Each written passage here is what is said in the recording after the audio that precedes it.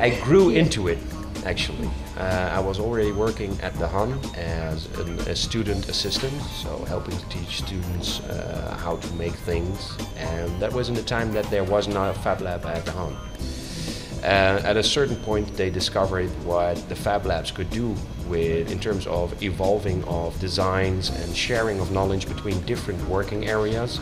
And then they said, okay, we have to have one here. And they didn't have anyone, and I was looking for a new challenge within the HAM, so I actually applied for the function, and the next day I was working there. So, my background itself is part in the social areas where I did studies, and the other half is electrical engineering. Yeah. So both sides of both the sides, activity yes. here. I think you have to have several things, otherwise you will never survive. No.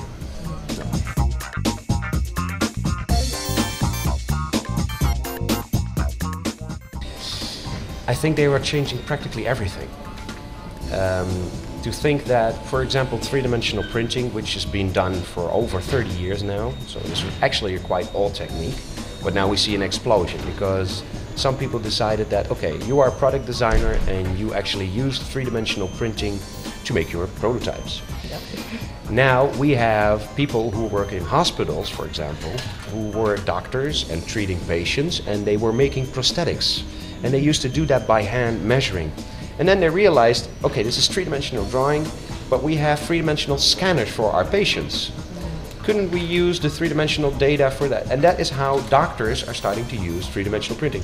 And that's just one example. So what we see is that through new disruptive technologies, this is how they call it, and this additive technique, which is growing in possibilities every day, people are crossing over the borders of different working areas. So a designer is no longer one pure designer. We have to change the ways that we actually use the techniques and see how we can actually create new or innovative products or changing the way that we do it.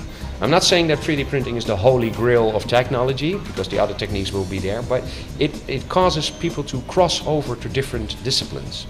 And we can see that happening here as well. And not say limited in that field. No, because now we have people who are product designers who are also into mechanics, because they can now print mechanics and they are able to actually give shape to that. But they need information. Now we have people who make mechanics, but they don't know how to draw in 3D, for example. So people are starting to work together. We see that happening with cooperation outside. So not only in the Fab Labs. The Fab Labs are actually a reaction, I think, to a symptom that you could see in the world of production or creation everywhere. And that probably explains why we see three-dimensional printing exploding like crazy. Yes.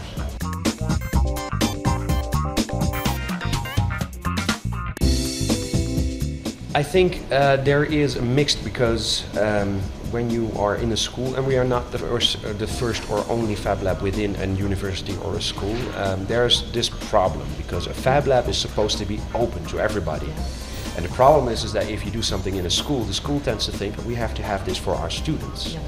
And this also has to do with crossing the borders. They see that by letting students work with disciplines from other schools, people learn a lot faster and get to do things that they didn't think of before. Because now they see it, oh, that's interesting. I can do that. I just couldn't think of it before. And now I'm going to use that. So the schools also see the benefit of being open somewhat. Yeah. And that results for us personally in having to earn money for a part, and for the other part we have some finance, because we get a lot of students from the HAM. So we are inside HAM, but we're not exclusively for HAM. And that's the way that, for us, for this case, we solved it. But there are many different versions, like in Zwolle or in Enschede. They're also in schools, but they have a different kind of system to make it work. So this depends on the area. As a Fab Lab, we have to do with some restrictions that are a result of being inside of a school. For example, the weekends, this building is closed. I cannot even get inside.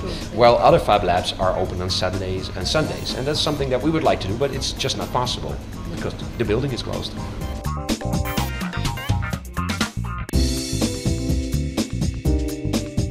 There was 2 years ago we did a project where we opened up a pop-up store, like a temporary store in an empty building in the center of Arnhem. In the theme of the Mode Biennale, which is a fashion festival, which is was held, it doesn't exist anymore, but it used to be held once every 2 years.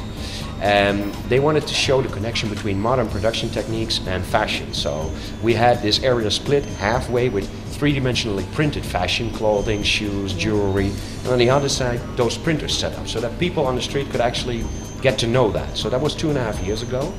And we got approached by the manager of MediaMarkt, and he says, okay, I see the new trend in products that can be sold to consumers, but we don't have any knowledge about three-dimensional printing. If my desktop printer breaks down, I know where to go and where to repair it.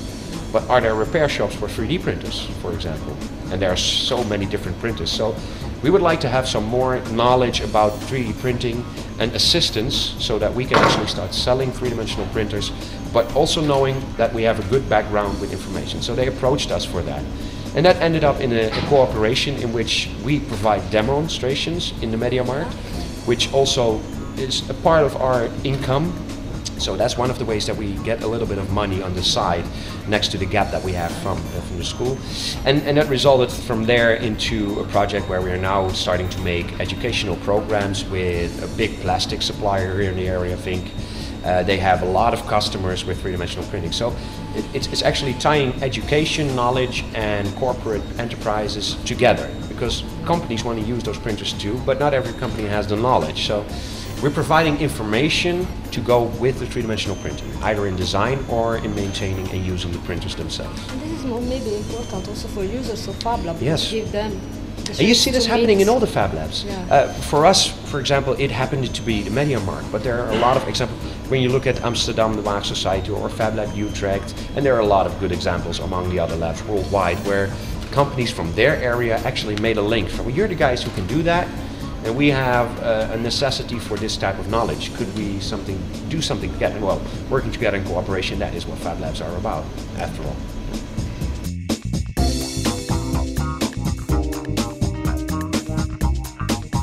I don't know how it is internationally, but what we see is that the system of schooling has been changing a lot in the last 20 years. So we tend to look more to the companies. So what do companies want when they get students from HBOs or universities?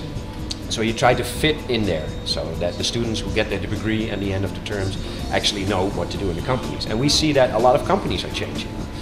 And what we see here is, especially when it comes to digital fabrication, like additive manufacturing or laser cutting, there's a lot of efficiency to gain still in making designs. Because, for example, if you were a company that milled metal from classical metal milling machines, which is a really old technique, and now starting using three-dimensional printers for the same stuff.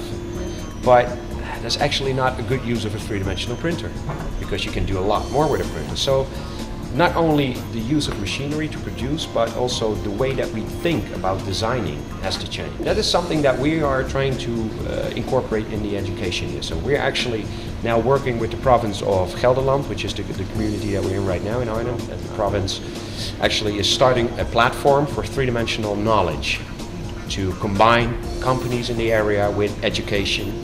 We provide the education, assist, we do proof of concept, we do research for the company. So if they have a question, we try to see if we can fix that. And for that we make use of a lot of network connections that we have built up in the last 7 years. So we know where we can get some knowledge in. And I think that is what we see a lot of the time happening with also the companies and the way we design. We started to use each other's specialties. You're the 3D artist, that's the doctor, and that's the patient. So we need probably both of you to create the perfect prosthetic part for that one. Amsterdam did a real good project with that. So you could, the Waag Society, where it's also FabLab. Yes, they did a real nice project for making prosthetics. And those are, I think, really good examples of what a FabLab can mean for either education or commercial companies or even research. Because we're trying to do stuff that usually doesn't happen on the surface. You use in a hospital behind closed doors. And we're trying to be open about it and share that knowledge. Something has to change.